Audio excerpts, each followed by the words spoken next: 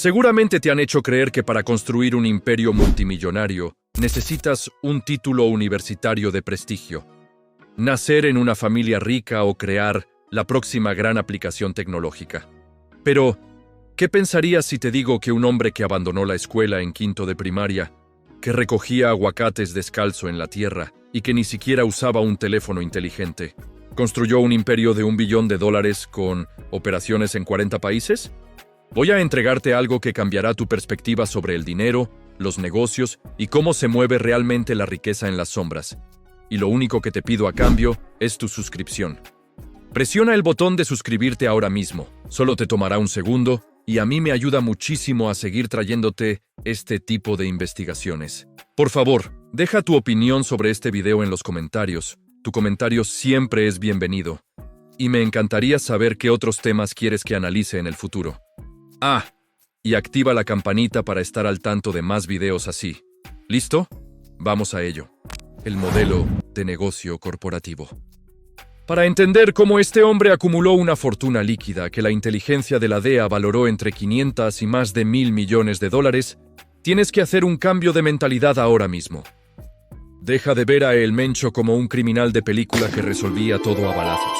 Si quieres entender la verdadera escala de esta riqueza, tienes que empezar a verlo como el CEO, calculador y despiadado de una corporación multinacional hipereficiente. La mayoría de los analistas de seguridad se centran en las armas o en los territorios, pero se equivocan. El verdadero poder de esta organización nació de una reestructuración económica brillante, una estructura que se diseñó bajo pilares corporativos que cualquier empresa gigante envidiaría. El primer gran pilar de su modelo de negocio fue resolver un problema logístico que había frenado a los grandes cárteles durante décadas: el costo de producción. Piénsalo por un segundo. Históricamente, el negocio dependía de la cocaína. Pero desde un punto de vista puramente empresarial, la cocaína es una pesadilla logística. Es un producto agrícola. Requiere conseguir hojas de coca cultivadas en las montañas de Sudamérica. Depende de que el clima sea perfecto. Necesita un ejército de campesinos, laboratorios ocultos en la selva, y luego tienes que cruzar fronteras internacionales, sobornar aduanas y mover el producto miles de kilómetros hacia el norte. Todo eso dispara lo que en los negocios legales llamamos el costo de los bienes vendidos. Los márgenes de ganancia se diluyen en cada paso. Pero el Mencho vio este modelo anticuado y lo transformó. ¿Por qué depender del clima, de los agricultores y de la geografía, cuando puedes depender de la química? Aquí es donde entra su enfoque implacable en las drogas sintéticas, la metanfetamina y el verdadero monstruo de la rentabilidad, el fentanilo. Imagina esto en términos de tu propio negocio. El Mencho eliminó toda la cadena de suministro sudamericana. En su lugar, montó superlaboratorios clandestinos en bodegas comunes y corrientes dispersas por todo el estado de Jalisco.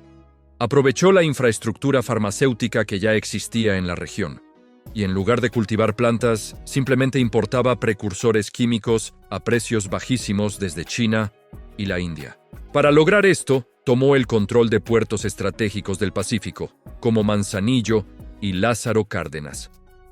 Literalmente, controlaba su propia aduana corporativa.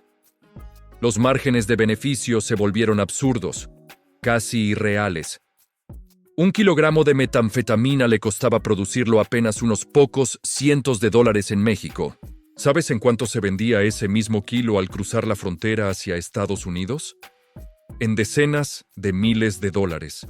Y el fentanilo era aún mejor para sus finanzas.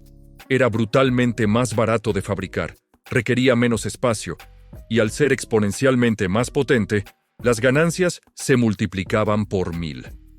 La evaluación de la DEA del año 2025 confirmó que esta simple optimización de la cadena de suministro generaba miles de millones de dólares anualmente, operando 24 horas al día, 7 días a la semana, sin importar si llovía o si había sequía. Y esto por sí solo ya es una locura de rentabilidad, pero ni siquiera es la parte más inteligente de su imperio, porque tener un buen producto no sirve de nada si no sabes cómo distribuirlo a gran escala. Aquí es donde la genialidad financiera y oscura de este hombre brilla de verdad, y es donde la mayoría de los emprendedores legales fracasan. La escalabilidad.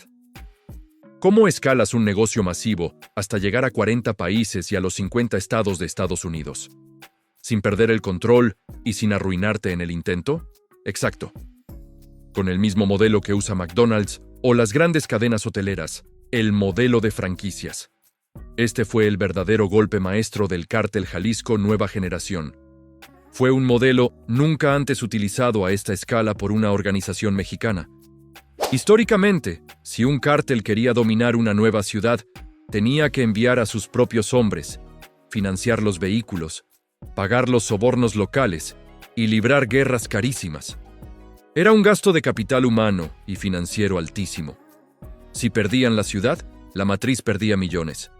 El Mencho cambió las reglas del juego. En lugar de intentar controlar cada territorio directamente, él ofrecía franquicias. Imagina que en un pueblo a cientos de kilómetros de Jalisco hay una pandilla local, un grupo pequeño que controla un territorio menor. Llega un emisario y les hace una propuesta de negocios irrechazable. A partir de hoy, ustedes operarán bajo la marca CJNG. Van a usar nuestro nombre. Les daremos acceso directo a nuestras cadenas de suministro mayoristas, drogas más baratas y armamento de grado militar. A cambio, ustedes nos pagan lealtad, una cuota fija mensual y un porcentaje de sus ganancias. Y lo más importante, ustedes se encargan de pelear contra las autoridades de su zona. ¿Te das cuenta de lo brillante y macabro que es esto? El cártel central no arriesgaba a su propia gente, no gastaba dinero en expandirse, simplemente prestaba su marca corporativa.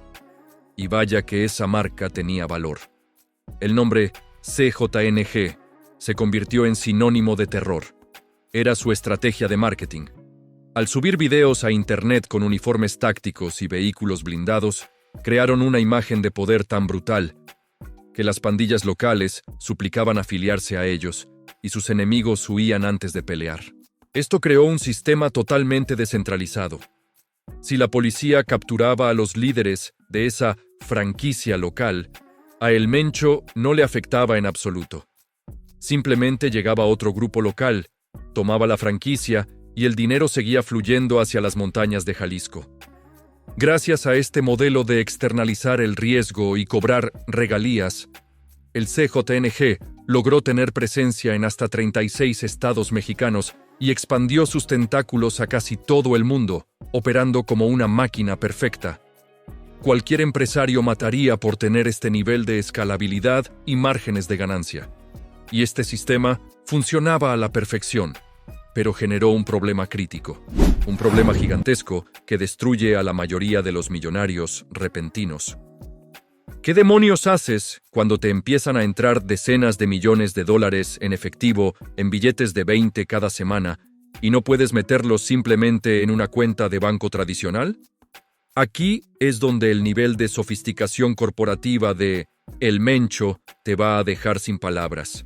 El conglomerado, el lavado y la estructura. Cualquier empresario mataría por tener este nivel de escalabilidad y márgenes de ganancia.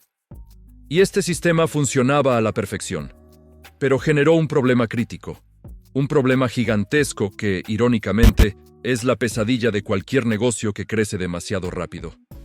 ¿Qué demonios haces cuando te empiezan a entrar decenas de millones de dólares en efectivo físico cada semana? Haz este ejercicio mental conmigo. $1.000.000 en billetes de 100 pesa, aproximadamente 10 kilos. Si la inteligencia financiera de Estados Unidos calculó que las operaciones del CJNG movían miles de millones al año, estamos hablando de literalmente toneladas y toneladas de papel moneda.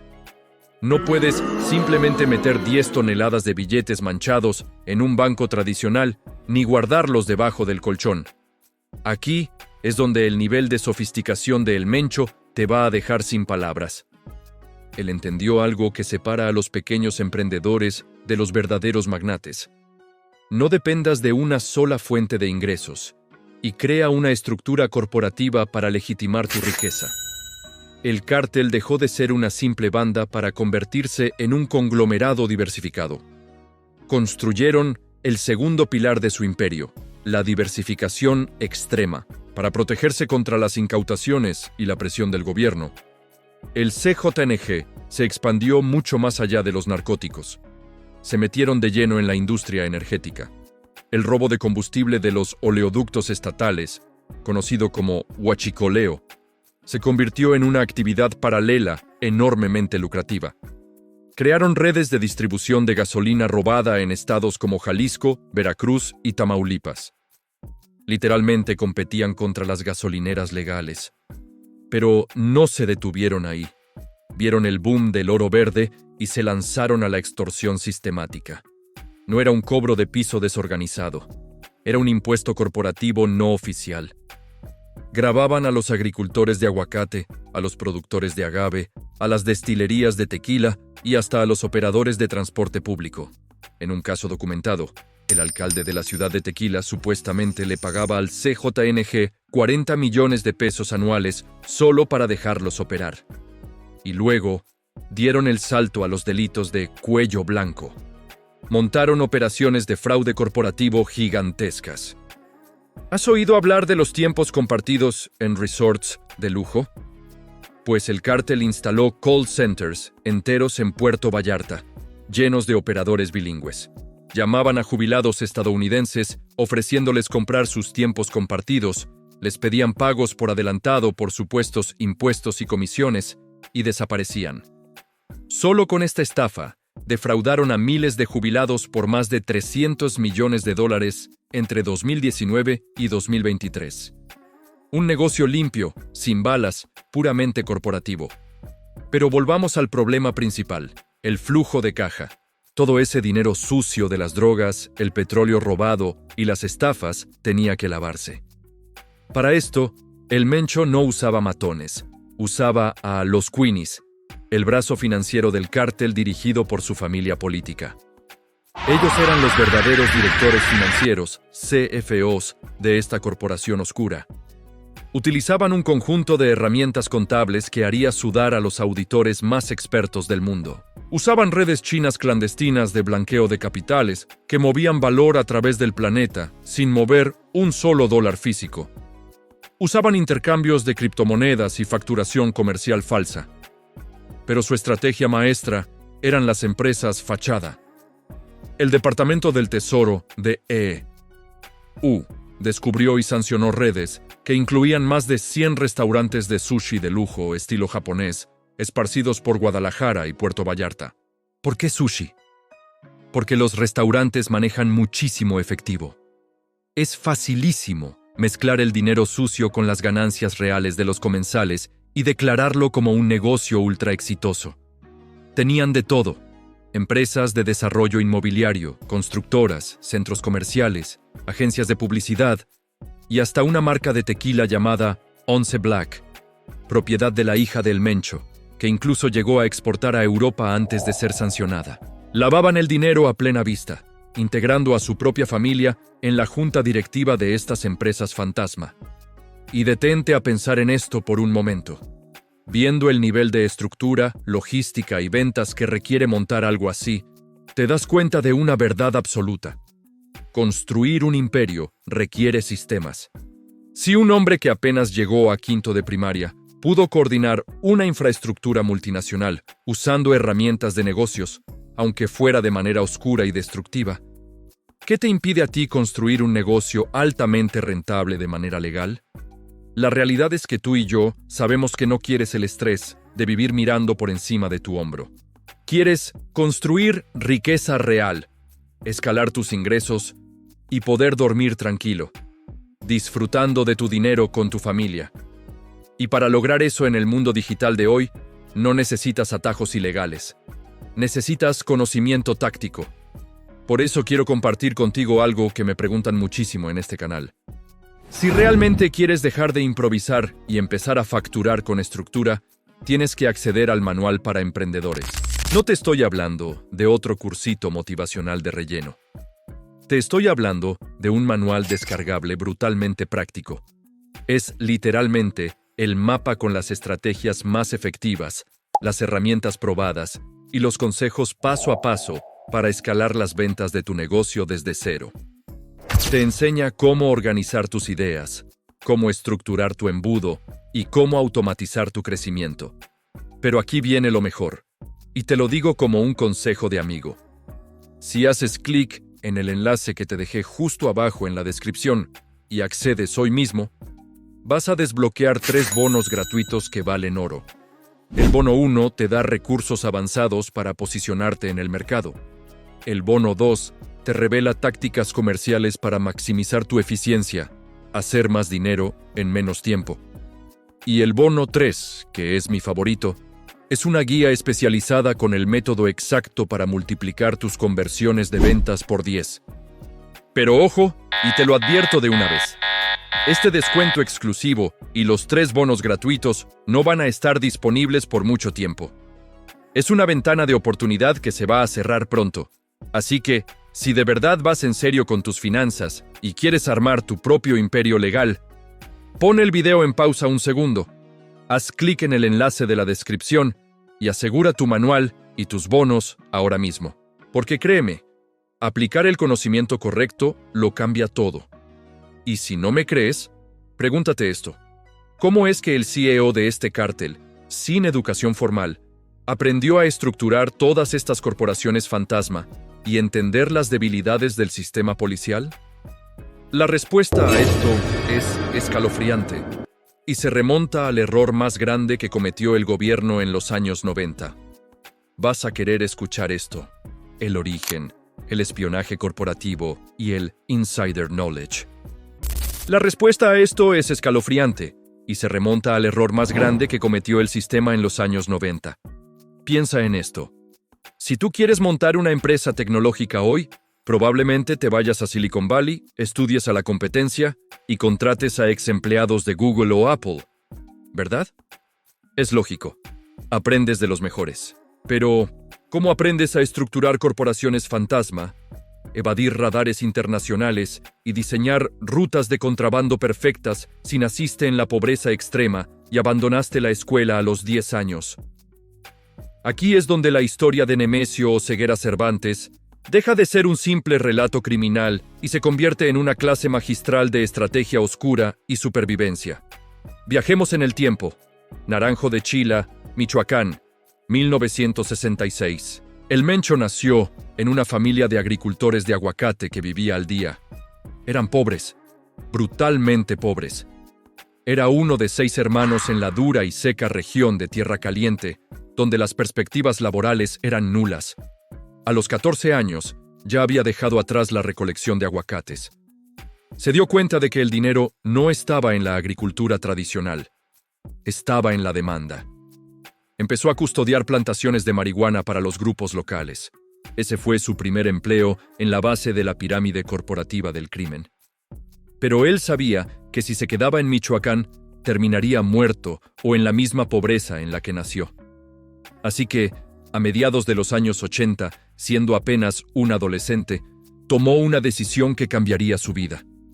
Cruzó la frontera hacia Estados Unidos. Se instaló en el área de la Bahía de San Francisco, en California. Y aquí empezó su verdadera escuela de negocios. Se movía entre San Francisco, Redwood City y Sacramento. Para evitar ser detectado por el sistema, adoptó múltiples identidades. Usó nombres como Rubén Ávila, José López Prieto, Carlos Hernández Mendoza. Cambiaba de identidad como quien cambia de tarjeta de presentación. Pero el camino no fue fácil. Cometió errores de novato. En 1986, a los 19 años, la policía de San Francisco lo arrestó por robar bienes y portar un arma cargada. Existe una vieja foto policial de ese arresto. Un joven con sudadera azul, una de las pocas imágenes públicas suyas que existen.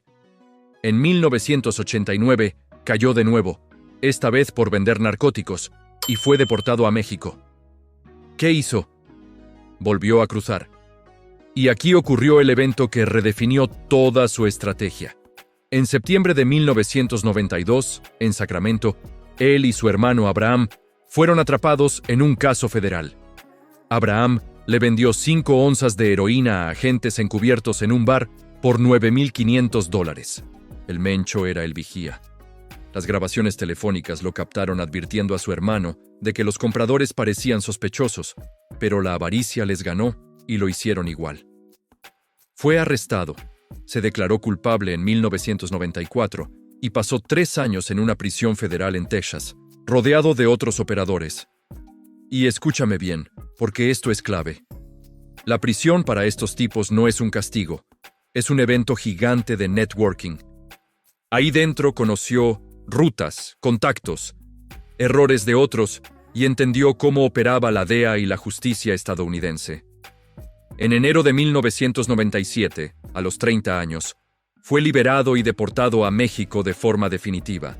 Y aquí es donde hizo la jugada maestra.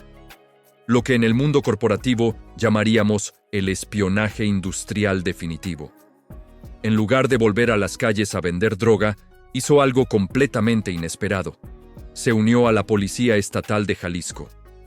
Así es, el hombre que años más tarde sería el criminal más buscado del mundo, se puso la placa y el uniforme del Estado. Sirvió en municipios costeros estratégicos al sur de Puerto Vallarta. No lo hizo por el salario, por supuesto. Lo hizo por la información. El trabajo duró poco tiempo, pero le dio algo que ningún cártel podía comprar con dinero en ese momento. Insider knowledge, o conocimiento interno. Entendió exactamente cómo funcionaba la policía. Descubrió dónde estaban las debilidades del sistema.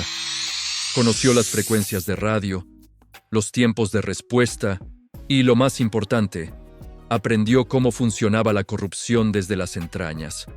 Aprendió el precio de cada oficial y cómo comprarlos sin dejar rastro. Era como un hacker consiguiendo trabajo dentro de una empresa de ciberseguridad solo para robarles el código fuente. Pero para escalar su imperio, el Mencho sabía que la información no bastaba. Necesitaba capital y logística. Y lo consiguió a través de lo que podemos llamar una fusión corporativa por matrimonio. Durante su tiempo en California y su regreso a México, estrechó lazos y se casó con Rosalinda González Valencia. Y créeme, Rosalinda no era una chica cualquiera.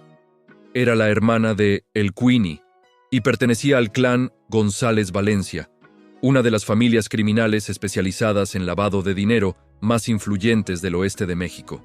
El analista de seguridad David Saucedo lo describió a la perfección. El Mencho alcanzó el liderazgo mediante una estrategia diplomática y financiera. Él era el jefe táctico, la fuerza bruta y el estratega operativo. Pero carecía del linaje y los contactos bancarios que Rosalinda, su esposa, poseía. Fue el matrimonio perfecto entre operaciones y finanzas. Con esta estructura, se unió al cártel del Milenio. Empezó desde abajo, como guardaespaldas de un líder conocido como El Maradona, pero el Mencho tenía la vista puesta en la cima. Y la oportunidad de hacer una OPA hostil, una toma de control corporativa, llegó en 2009. Ese año, el cártel del Milenio empezó a desmoronarse. Su líder, el Lobo, fue arrestado en octubre de 2009. Su hermano fue capturado en 2010. Y su socio estratégico, Nacho Coronel, murió en un tiroteo ese mismo año. 3 pilares gigantes de la junta directiva desaparecieron en menos de 12 meses. El cártel se fragmentó y estalló una guerra civil interna. Y aquí, el Mencho demostró su genialidad en relaciones públicas. Renombró a su facción como los Matazetas. Fue una jugada de marketing de guerrilla brutal.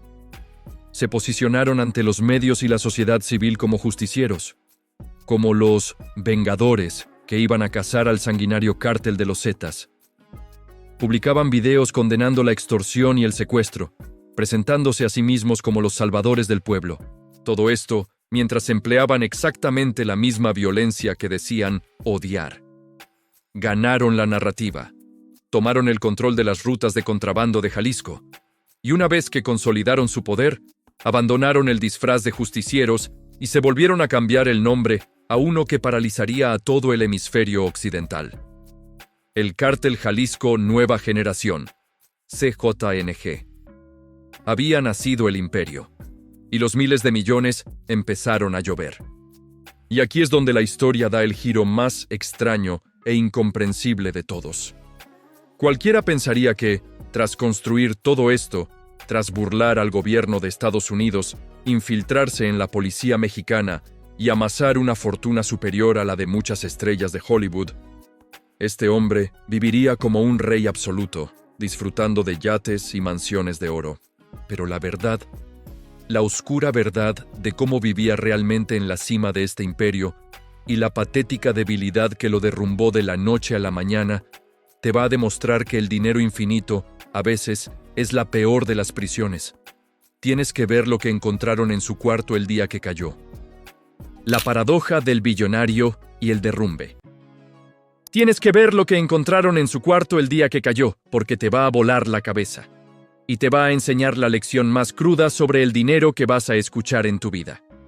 Cierra los ojos un segundo e imagínate esto. Imagina que en tu cuenta bancaria tienes $1,000 millones líquidos.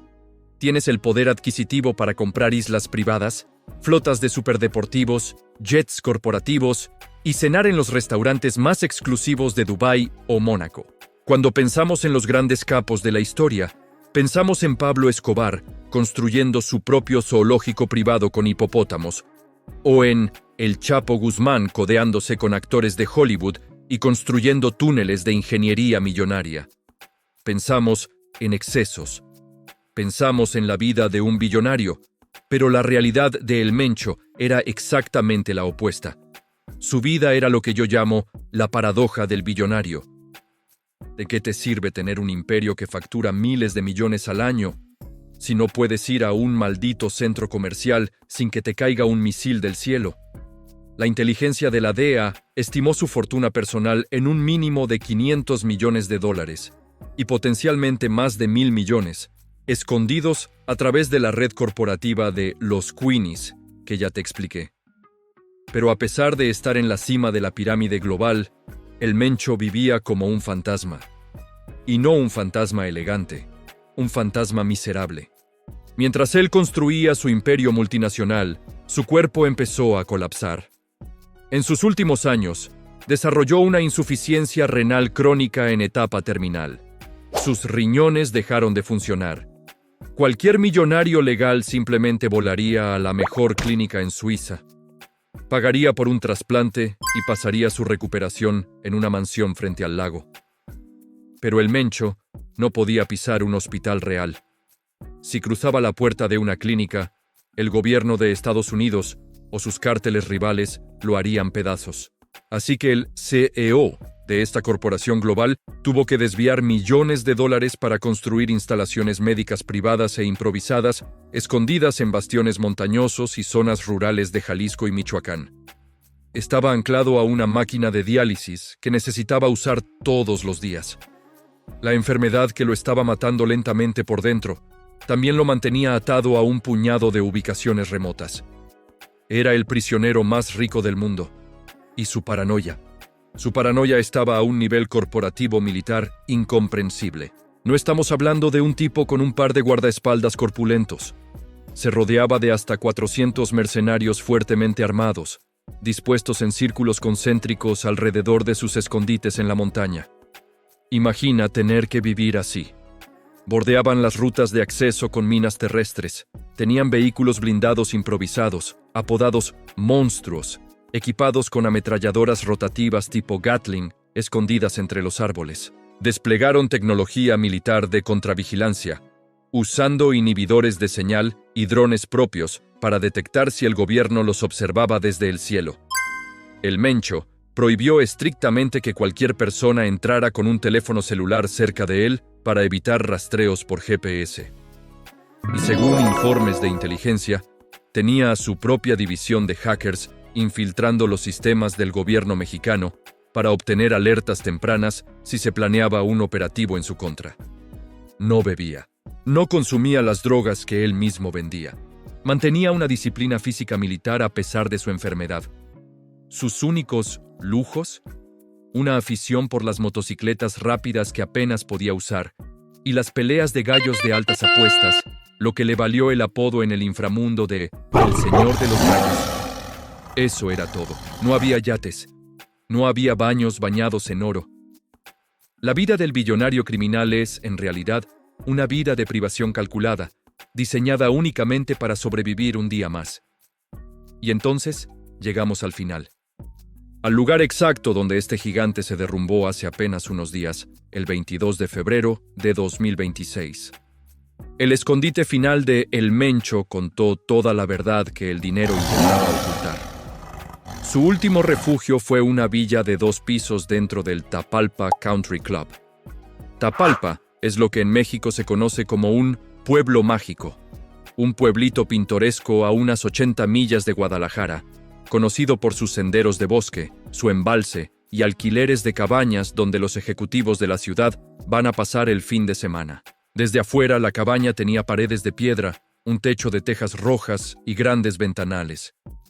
Parecía un alquiler vacacional de lujo en Airbnb. Pero adentro la imagen era deprimente. Cuando las fuerzas especiales entraron, no encontraron el despacho de un genio criminal. La cocina estaba hecha un sastre, llena de envases de comida para llevar y botellas de salsa sriracha. Los botiquines estaban atascados de medicamentos, pastillas para migrañas severas, tratamientos para el insomnio crónico, antiácidos para el reflujo, cremas para infecciones fúngicas y frascos de Tachion Plus, un antioxidante usado para soportar sus riñones destruidos. En el armario, encontraron ropa vieja y tintes para el cabello, lo que confirmaba que usaba disfraces patéticos para alterar su apariencia si tenía que moverse. En una esquina de la habitación había un altar improvisado. Tenía figurillas católicas de la Virgen de Guadalupe y San Judas Tadeo, junto a un papel con un pasaje bíblico escrito a mano, el Salmo 91, que habla sobre la protección divina contra el cazador. Y justo al lado del altar, la prueba más escalofriante de su soledad. Una caja vieja con juegos de Xbox. Imagina la escena. El líder del cártel más despiadado del planeta, el CEO de una empresa criminal de $1 billón, encerrado en una cabaña de montaña, tragando pastillas, rezándole a un santo y jugando Call of Duty, FIFA 12 y un juego infantil del gato con botas de hace 10 años, simplemente para no volverse loco por el aislamiento. ¿Y sabes qué fue lo que finalmente lo delató? No fue un error financiero brillante. No fue una auditoría a sus empresas fachada. Fue lo más mundano posible. A mediados de febrero de 2026, la inteligencia estadounidense y mexicana comenzó a rastrear los envíos de sus equipos médicos de diálisis y lograron seguir los movimientos de un socio vinculado a una de sus parejas sentimentales. Por cierto, las redes se llenaron de noticias falsas e imágenes creadas con IA diciendo que una modelo de OnlyFans filtró su ubicación, pero eso fue puro ruido de Internet. Fue trabajo puro y duro de inteligencia conjunta. El cerco se cerró. Las fuerzas mexicanas rodearon los bosques de Tapalpa el 20 de febrero, y en la madrugada del 22 de febrero de 2026 dieron el golpe. Participó el ejército mexicano, las fuerzas especiales de la Guardia Nacional, helicópteros de la Fuerza Aérea, todo respaldado por el paquete de objetivos que entregó el Comando Norte de Estados Unidos. Cuando el hombre de los $1,000 millones escuchó los rotores de los helicópteros, suplicó a sus escoltas que lo sacaran de ahí. Intentó huir a pie, arrastrándose hacia el bosque oscuro que había elegido como su santuario, acompañado de sus últimos guardaespaldas. Fue perseguido. Hubo fuego cruzado. Un helicóptero militar fue alcanzado por los misiles del tanque, pero logró aterrizar de emergencia. El Mencho no murió en una lluvia romántica de balas como Tony Montana. Fue herido en el bosque, capturado como un fugitivo cualquiera, y murió poco después durante la evacuación médica en un helicóptero del gobierno. Sus riñones fallaron, su imperio corporativo se quedó sin CEO, y su leyenda terminó en una camilla de metal. El gobierno estadounidense y el mexicano lo celebraron como el triunfo de la década. Pero como te dije al principio, este cártel operaba bajo un modelo de franquicias corporativas. Y cuando le quitas la cabeza al CEO de una estructura como esta, los vicepresidentes no cierran la empresa. Al contrario, incendian el país para reclamar la silla. Lo que pasó a las pocas horas de su muerte literalmente paralizó a toda una nación. Y te va a demostrar por qué esta historia aún no ha terminado. El caos y la lección de la franquicia. Cuando el CEO de una empresa multinacional legal muere o renuncia, ¿qué pasa? Las acciones caen en la bolsa, los inversionistas entran en pánico y la junta directiva convoca una reunión de emergencia para nombrar a un sucesor. Todo ocurre en salas de juntas alfombradas. Pero cuando le cortas la cabeza al CEO de un cártel estructurado bajo un modelo de franquicias, la junta directiva no se reúne a platicar. La junta directiva incendia el país. A las pocas horas de la muerte de El Mencho, hace apenas unos días, el 22 de febrero de este 2026, el CJNG demostró por qué es la corporación paramilitar más aterradora del planeta. Ejecutaron una táctica que en el inframundo se conoce como calentar la plaza. Y si crees que fue un caos aleatorio o un berrinche de criminales enojados, te equivocas por completo. Fue una respuesta corporativa calculada al milímetro. El objetivo no era simplemente destruir por destruir. Era mandar un mensaje brutal, tanto al gobierno de México y Estados Unidos, como a sus mayores competidores corporativos. El Cártel de Sinaloa. El mensaje era: el fundador está muerto, pero la franquicia y la infraestructura siguen operando. Y si intentan una toma hostil de nuestro territorio, vamos a paralizar la economía. La represalia masiva fue coordinada en cuestión de minutos por el brazo derecho de El Mencho, Hugo César Macías Ureña, alias El Uli. Irónicamente, El Uli fue abatido al día siguiente, el 23 de febrero, en la ciudad de El Grullo. Pero antes de caer, logró desatar el infierno en la tierra. Las cifras de lo que pasó en esas 48 horas son asombrosas. Los soldados rasos del cártel levantaron entre 85 y 252 bloqueos carreteros simultáneos, los famosos narcobloqueos. Secuestraron camiones de carga, autobuses de pasajeros y vehículos particulares, y les prendieron fuego en las principales arterias de al menos 6 estados. Pero no se detuvieron en las carreteras. Atacaron el sistema nervioso económico. Incendiaron gasolineras y destruyeron más de 200 sucursales de las tiendas OXXO. Además, destrozaron unas 50 sucursales del Banco del Bienestar. Piensa en la logística que requiere coordinar más de 200 ataques a tiendas de conveniencia en distintas ciudades al mismo tiempo. Es una operación militar que requiere radios, vehículos, armas y una sincronización perfecta. Para asegurar la letalidad, la junta directiva del CJNG aprobó un bono de productividad macabro. Ofrecieron recompensas de 20,000 pesos en efectivo a sus sicarios por cada soldado o guardia nacional que lograran asesinar en las calles. Imagínate la escena en Puerto Vallarta. Ese mismo destino turístico de lujo donde millones de extranjeros van a tomar margaritas en invierno, se convirtió en una zona de guerra. Autobuses en llamas bloqueaban los accesos a los hoteles. Hombres armados patrullaban las avenidas. Las aerolíneas internacionales como American Airlines, United Air Canada y Aeroméxico tuvieron que suspender vuelos en pleno pico turístico. Las embajadas de Estados Unidos, Canadá y Australia emitieron alertas máximas de confinamiento. La respuesta del Estado mexicano tuvo que ser masiva. Desplegaron entre 2,000 y 10,000 soldados. Imagina lo grave que estaba la situación para que el buque de guerra AREM, Usumacinta, tuviera que atracar de emergencia y desembarcar a más de 100 marinos de fuerzas especiales y vehículos blindados directamente en las playas de Puerto Vallarta. El caos se extendió como un virus a 20 estados de la República: Guanajuato, Michoacán, Colima, Nayarit, Zacatecas. Solo en Guanajuato hubo más de 70 ataques en 23 municipios. Hubo coches bomba. En Jalisco, 23 reos aprovecharon el caos para fugarse de una prisión de alta seguridad. El saldo final de ese fin de semana dejó más de 62 fatalidades, entre militares, criminales y civiles inocentes. Pero lo más fascinante desde el punto de vista táctico es que el CJNG no solo peleó en las calles. Peleó en tu celular. Convirtieron las redes sociales en su propio campo de batalla. Emplearon granjas de bots, noticias falsas y hasta imágenes hiperrealistas generadas por inteligencia artificial para amplificar el pánico. Crearon la ilusión de que estaban en todas partes al mismo tiempo. sobrecargaron los servidores de emergencia.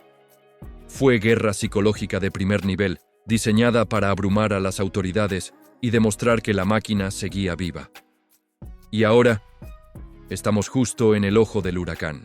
La gran pregunta que ronda los pasillos de inteligencia en Washington y la Ciudad de México es: ¿qué pasa después? ¿Quién hereda la silla del CEO de un imperio de $1 billón?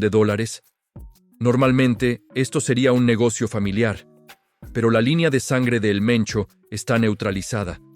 Su hijo Rubén, el Menchito, está cumpliendo cadena perpetua en una prisión Supermax en Estados Unidos, donde le confiscaron más de $6,000 millones en ganancias estimadas.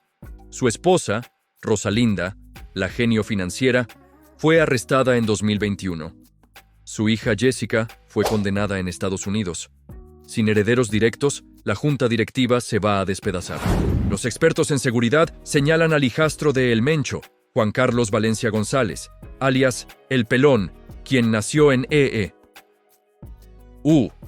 y tiene una recompensa de $5 millones sobre su cabeza, como el posible sucesor. Pero no está solo. Tenientes despiadados como El Sapo, El Jardinero y el RR controlan sus propias facciones. Y la historia nos ha enseñado una regla financiera brutal en este mercado negro. Cuando no hay un sucesor claro, la corporación se fragmenta. Lo vimos con los Zetas, lo vimos con el Cártel del Golfo, y lo vimos cuando extraditaron a El Chapo. El CJNG probablemente se dividirá en 4 o 5 facciones en guerra. Y su máximo rival, el Cártel de Sinaloa, que ya estaba en su propia guerra civil, va a intentar aprovechar este vacío de poder para robarles las cuotas de mercado, las rutas y los puertos. Y aquí es donde radica la verdadera lección de todo este análisis. Una lección que aplica a la política, al crimen y a tus propios negocios. Un líder muerto es solo un buen titular para las noticias. Cortarle la cabeza a la serpiente no sirve de nada si el cuerpo tiene un sistema descentralizado. Por eso, el modelo de franquicias que El Mencho construyó es tan resiliente y tan peligroso. Él ya no está. Su cuerpo falló. Pero, ¿adivina qué? Hoy, en este preciso instante, los superlaboratorios en las montañas de Jalisco siguen cocinando metanfetamina. Los puertos de Lázaro Cárdenas siguen descargando barriles de precursores químicos desde China. Los operadores en Puerto Vallarta siguen haciendo llamadas para estafar a jubilados con tiempos compartidos. Y esos 100 restaurantes de sushi siguen lavando millones de dólares en efectivo mientras platicamos. La infraestructura sobrevivió al fundador. Y desmantelar esa enorme cadena corporativa es la verdadera guerra. Una guerra que no se gana con balas en un bosque, sino siguiendo el rastro del dinero. Aplicación práctica, descodificando el sistema para tu negocio. Quita por un momento la brutalidad, el crimen y la sangre. Haz a un lado la moralidad por los próximos 10 minutos y observa esto con una frialdad analítica absoluta. Los sistemas no tienen ética, los sistemas son amorales. ¿Funcionan o no funcionan? Y si un campesino que no terminó la escuela primaria pudo utilizar estas mecánicas para escalar una organización clandestina a más de 40 países, facturar miles de millones de dólares y burlar a las agencias de inteligencia más sofisticadas del planeta, la pregunta que debes hacerte es: ¿qué excusa tienes tú, operando en la legalidad, con acceso al sistema bancario global, internet y capital de inversión, para no escalar tu propio negocio? Lo que construyó el CJNG no fue una pandilla. Fue una corporación multinacional, una startup llevada a su máxima expresión de eficiencia despiadada. Y los principios estructurales detrás de su crecimiento masivo son lecciones puras de estrategia empresarial. Hoy vamos a extraer el código fuente de ese imperio criminal y lo vamos a traducir en 4 estrategias corporativas legales, éticas y brutalmente efectivas que puedes implementar en tu negocio hoy mismo. Toma nota, porque así es como se construyen los verdaderos imperios. Paso 1. La auditoría de fricción y el pivotaje de márgenes, buscando tu sintético. El concepto estratégico. Durante décadas, los cárteles tradicionales operaron bajo un modelo de negocio arcaico y logísticamente pesado. la cocaína y la marihuana. Piensa en esto como un negocio tradicional de manufactura. Requería vastas extensiones de tierra, dependía del clima, necesitaba ejércitos de campesinos, y mover el producto desde Sudamérica hasta Norteamérica implicaba cruzar múltiples fronteras, sobornar a cientos de intermediarios y asumir una pérdida de inventario masiva. Era un modelo de alta fricción. El Mencho entendió que este modelo tenía un techo de cristal. Así que hizo lo que hace cualquier CEO visionario. Pivotó hacia un producto superior en escalabilidad. Las drogas sintéticas. La metanfetamina y el fentanilo no dependen del clima. No requieren hectáreas de tierra, sino un laboratorio del tamaño de un garaje. Los insumos se importan baratos desde Asia y el margen de beneficio se multiplica exponencialmente. Menos logística, menos intermediarios, producción infinita y márgenes astronómicos. La traducción a tu negocio. La mayoría de los emprendedores están atrapados vendiendo cocaína corporativa, negocios de alta fricción, donde cada venta requiere una cantidad masiva de su tiempo, logística pesada, atención al cliente uno a uno y márgenes de ganancia mediocres que se los come la inflación o los costos operativos. Eres una agencia que hace todo a la medida, un freelancer cobrando por hora, o vendes productos físicos con cadenas de suministro frágiles. Tu plan de ejecución inmediato. Tienes que encontrar el sintético de tu industria. Aquel producto o servicio de creación rápida, distribución masiva y márgenes asimétricos. Haz una auditoría de fricción. Haz una lista de todos los productos o servicios que vendes actualmente. Pon 3 columnas: costo de entrega, en tiempo y dinero, margen de beneficio neto y nivel de dolor de cabeza operativo, del 1 al 10. Aplica la guillotina del 80-20. Vas a descubrir que el 80% de tus problemas logísticos vienen del 20% de tus productos menos rentables. Elimínalos. No importa si siempre lo has hecho así, mátalos hoy. Empaqueta tu conocimiento o estandariza tu servicio. Si ofreces servicios, deja de hacer trajes a la medida. Crea un servicio estandarizado. Hacemos X para la industria Y en Z tiempo por este precio. Si ofreces productos, busca cómo agregar un componente digital o de software, un SaaS, una comunidad de pago, infoproductos. Crea algo que te cueste dinero fabricar una sola vez, pero que puedas vender 1.000.000 de veces a costo marginal cero. Paso 2. El modelo de franquicia descentralizada. Escalar sin ser el cuello de botella. El concepto estratégico. El error de liderazgo más común es el ego de querer controlarlo todo. Los cárteles antiguos intentaban dominar cada calle, cada barrio y cada estado enviando a sus propios hombres desde la cúpula. Era burocrático, costoso y lento. La genialidad estructural del CJNG fue abandonar el micromanagement y adoptar el modelo de franquicia. En lugar de pelear por cada territorio, se acercaban a las bandas locales existentes que ya conocían su mercado y les hacían una oferta corporativa. A partir de hoy, operan bajo la marca CJNG. Nosotros les damos la cadena de suministro, armas y químicos. Les damos la protección de nuestra marca y, a cambio, ustedes nos pagan regalías, garantizan lealtad y operan bajo nuestros estándares. Escalaron a 40 países, no porque el jefe estuviera en todas partes, sino porque crearon un sistema de licencias letalmente eficiente. La traducción a tu negocio. Si tu negocio no puede funcionar, vender y entregar resultados, si tú te vas un mes de vacaciones y apagas el teléfono, no tienes un negocio. Tienes un autoempleo glorificado y tú eres el principal cuello de botella. Escalar requiere que pases de ser el operador de la máquina a ser el arquitecto de la máquina. Tu plan de ejecución inmediato. Tienes que descentralizar tu crecimiento mediante procedimientos operativos estándar, SOPs. Documentación obsesiva.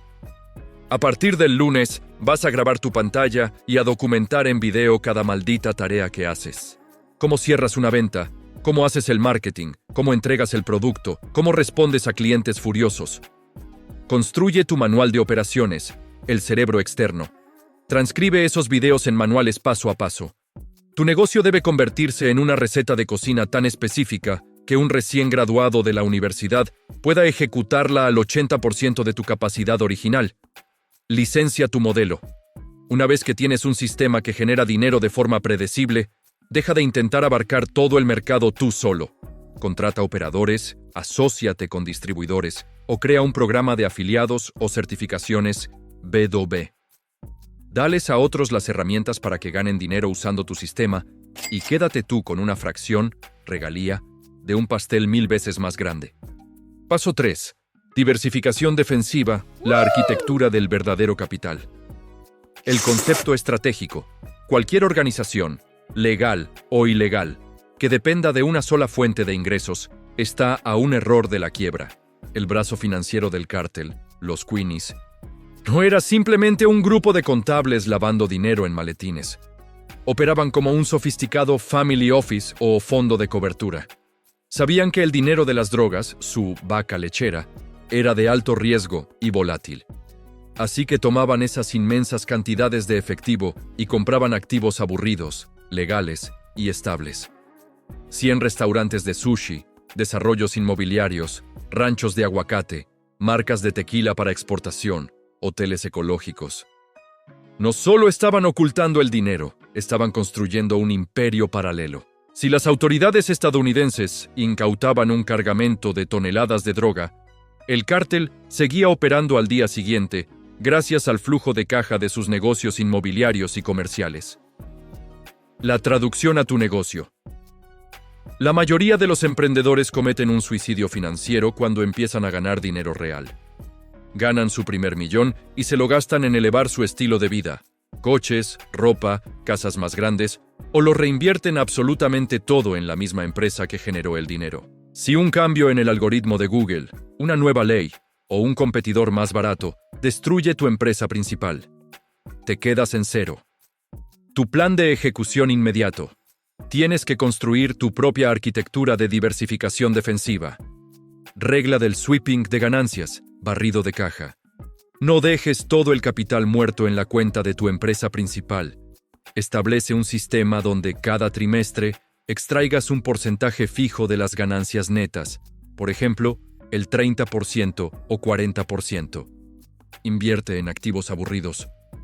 Toma ese capital extraído de tu negocio de alto riesgo, tu agencia, tu startup, tu tienda online, y muévelo hacia vehículos financieros de bajo riesgo y alta estabilidad que tú no tengas que operar activamente.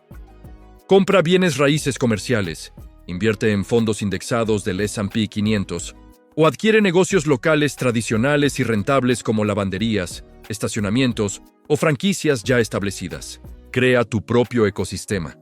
El objetivo final es que en menos de 5 años, el flujo de caja de tus inversiones aburridas y estables sea suficiente para cubrir toda la nómina y los gastos operativos de tu negocio de alto riesgo.